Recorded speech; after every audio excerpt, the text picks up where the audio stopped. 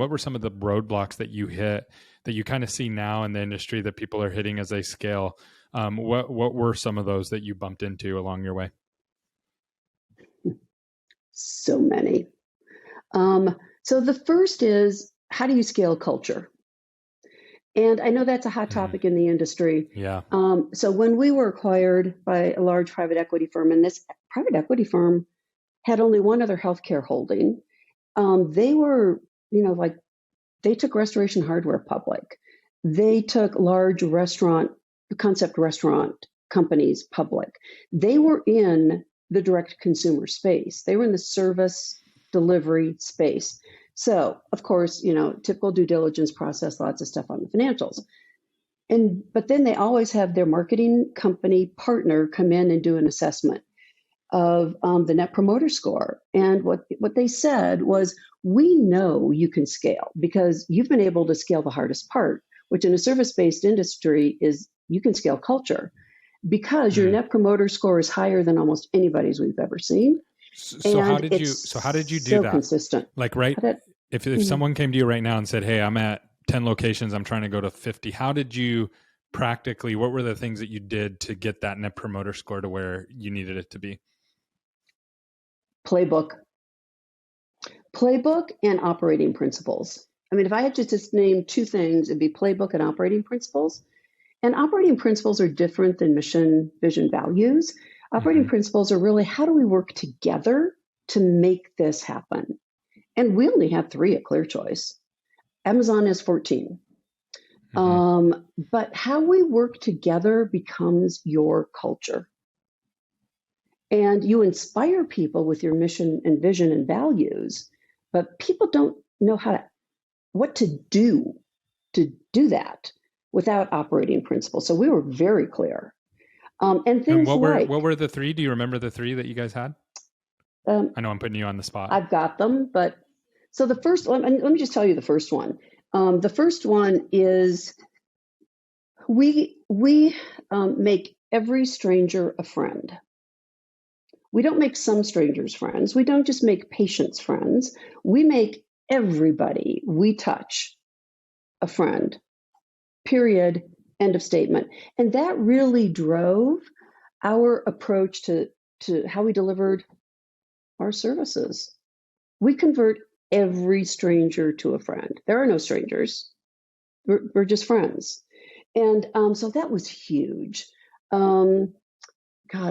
So I should have these memorized because I have to talk with clients about them. But that was our touchstone. Yeah, that's a big one. So everybody, there are no strangers, only friends. So did you do that? Was that patient facing as well as internal, or was it just internal, or how did that? No, it was everybody. So I got it. I have been credited with being the person who said, like, we're going to have our front desk person stand up if they don't know this person who's walking in the door, and they're going to extend their hand, they're going to smile, and they're going to say, welcome to ClearChoice. It's so nice to meet you. Because that's how you introduce yourself to a stranger. That's how you start the friendship route, right? This is a typical social interaction. This was not at the time a typical medical dental interaction. No. That's when they still had glass in front of everybody at the front desk, and they sat there and stared at you while you walked in. They treated you like the DMV, basically. Yes. Yeah. So I'm like, no, that's not how we create a relationship with somebody. Let's go back to like our social skills of converting a stranger to a friend. And then, we just made so I developed something called the plan on a page, which was literally every step from somebody has an inquiry about us. And I was responsible for the contact center all the way through discharge and the P&L of our locations as well. So all the way through discharge, and it fit on a page. And it was, I think there were 8, 9 kind of key phases. And then there were probably 6 or 8 steps in each phase so that we could, everybody, when they first joined, so to the culture point, how do you scale culture? Yeah. Everybody did exactly the same thing. And we had over 400 people do this. And they would, they'd come to our flagship for a week so they could experience the culture mostly. And they also got training. But it was really about experiencing the culture. And the first day, most people sit them down in a classroom. We didn't. We sat them down to say, hey, hi, let's start, we want to get to know you, that type of thing. Every person in that practice received, based on whatever their role was, just a one pager with some questions and a bunch of blank space. And they needed to observe everything that was going on in the center. We had, of course, a way to do it. And then they had questions to ask. And then they had to jot down what people gave as answers.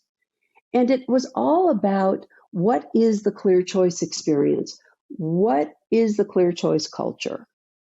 What are you seeing?